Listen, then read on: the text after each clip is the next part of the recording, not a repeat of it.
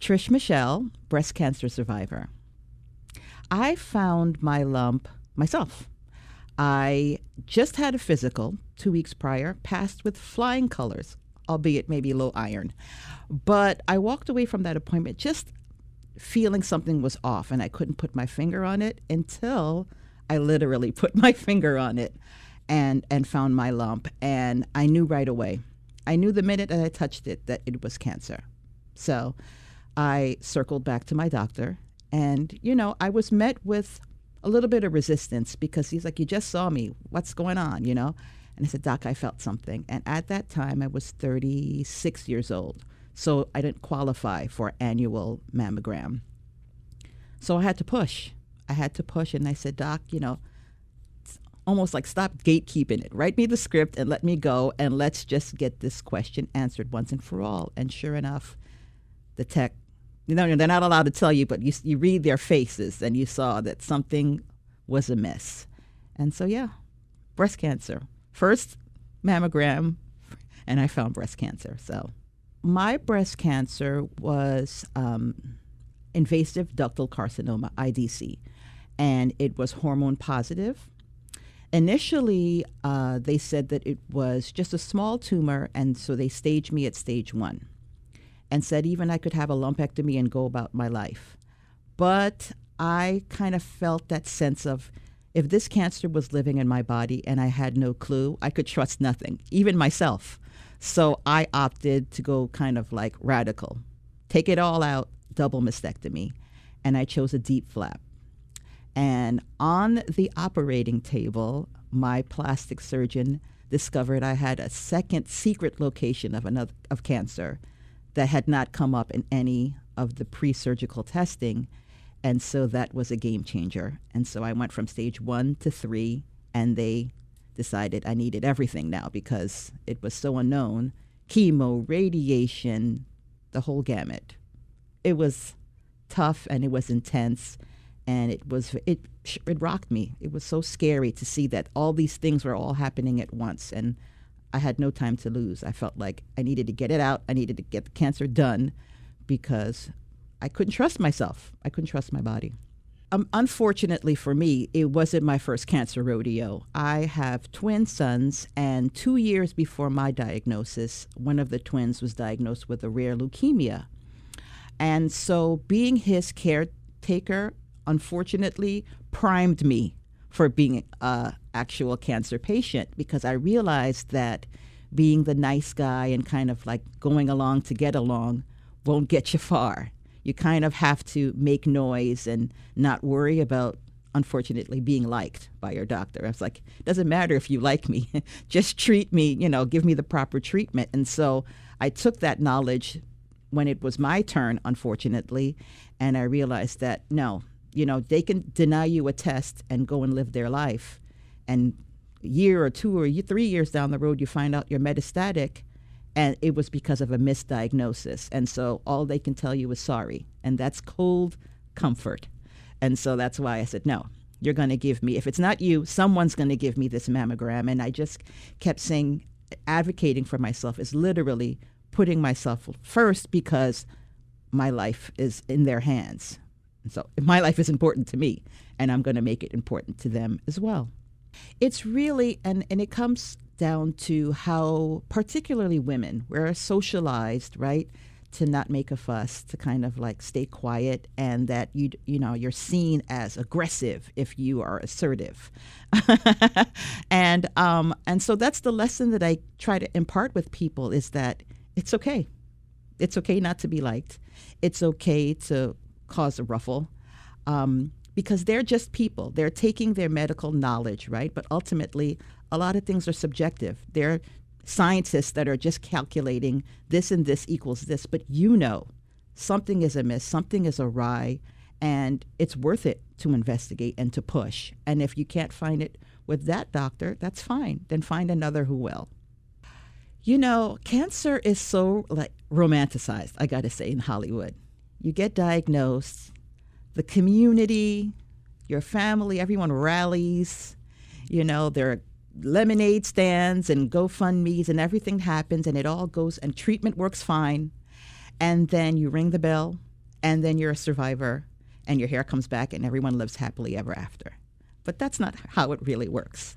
Surgeries sometimes don't work. Like I had seromas, complications post-surgery where it was causing, I was in ICU. I didn't realize. I thought mastectomy, you just had a mastectomy and no. I was in ICU for a couple days. I had to change doctors. One didn't hear me. You wait for scans, the nervousness and panic as you wait for a scan to find out whether the cancer is truly gone is something that's not spoken of. I'm on medications because I was so young and before menopause, and since my cancer was hormonal, so I have to be on these meds for 10 years.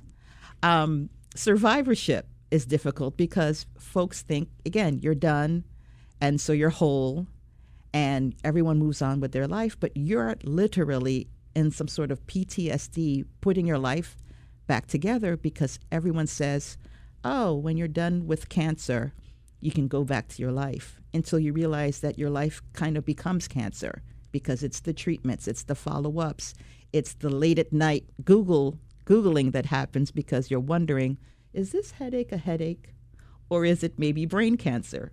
Because guess what? Once you have breast cancer, you could have a recurrence in a whole different part of your body that's related to that first breast cancer. So it can come back in your lungs, it can come back in your brain. So it's not talked about. And so when you're left in this kind of carnage of post-treatment, you don't know what to do with yourself. And everyone has moved on and they don't want to keep talking about that thing, the thing being cancer. And so what to do?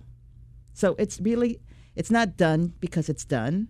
And sometimes you look, your hair came back and you have color in your eyes and your eyelashes are there. And so you look great, but you don't feel good inside. And so how can you reconcile these feelings and that emotion with the ones that love you and the ones that you love? Hard stuff. Depending on what they're scanning and the reason why they're scanning. So it could be, for example, one time I felt another lump and I was like, oh my goodness, what's happening? It's back. It's another cancer lump. And so they sent me for a biopsy. And so it's either it's a biopsy or it's scanned, but it's the still following up on something that could potentially be cancer. And so you're racking your brain, or if they tell you not to eat for 24 hours, or like you say, drink this really disgusting, which I don't understand why they haven't figured out a way to make it delicious, liquid, pre-scan, all horrible. And then you take the scan and then you're trying to read the faces of the professionals. They can't tell you anything. And then it's the wait. It's 2 business days. It's 3 business days. If you took it on Friday, Saturday, and Sunday don't count.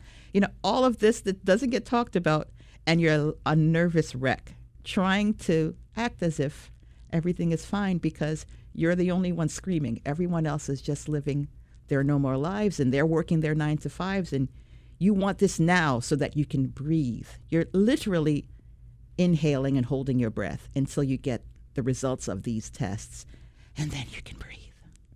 And so it's tough. It's tough. It's really tough. And it's ongoing.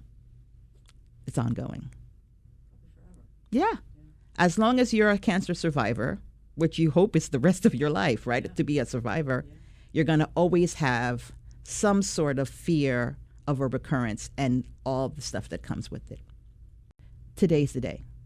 I'd say that it's something you should always be doing self-checks. So that should be your baseline, because I think the problem with when I was diagnosed, I kind of never had done even a self-exam. So maybe I would have found it sooner, the lump, right? But you should have a baseline of what your body feels like and what you know what's going on. And then you get that mammogram, particularly if you have a history. That should be like definite number one thing you should do, because did Nana die of natural causes or did she die of breast cancer? There's that stigma. People didn't talk about it. So if you notice there's a pattern of cancers in your family, that should definitely be an alarm. Let me get this mammogram and just know. And then regularly do it. Absolutely. Crazy story. Let me think. Oh, good. I should have done my homework. I mean, the whole thing is crazy. I mean, I remember...